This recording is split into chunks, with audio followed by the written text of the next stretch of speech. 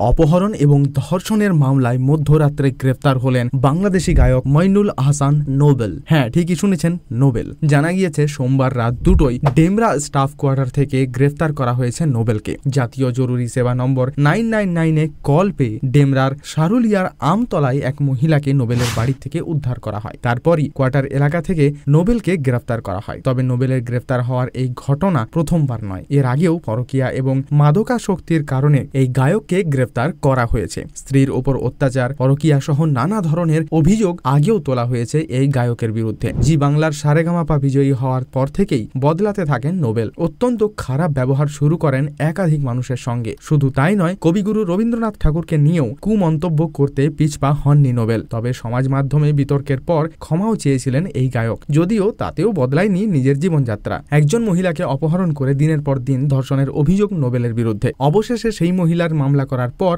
মঙ্গলবার পুলিশের হেফাজতে নোবেল মইনুল আহসান। নোবেলের চরিত্র এবং স্বভাবের কারণেই স্ত্রীর সঙ্গে বিচ্ছেদ হয় অনেকদিন আগেই। বিয়ে নিয়েও বিতর্ক তৈরি হয় গায়কের। এরপর যদিও আবার লুকিয়ে বিয়ে করেন তিনি। এমনকি বিয়ের পর প্রকাশ্যে আনেননি স্ত্রীর পরিচয়। একসময় তার গানে মুগ্ধ ছিলেন অগুন্তি মানুষ। তবে পরে তার গানের কারণে নয়, তার জীবন নিয়ে বিতর্কের কারণে একসময় হইচই পড়ে যায় দুই বাংলার মধ্যেই। এবারও তার অন্যথা হলো না, যদিও এখনো পর্যন্ত নোবেলের পক্ষ থেকে কোনো বিবৃতি প্রকাশ্যে আসেনি।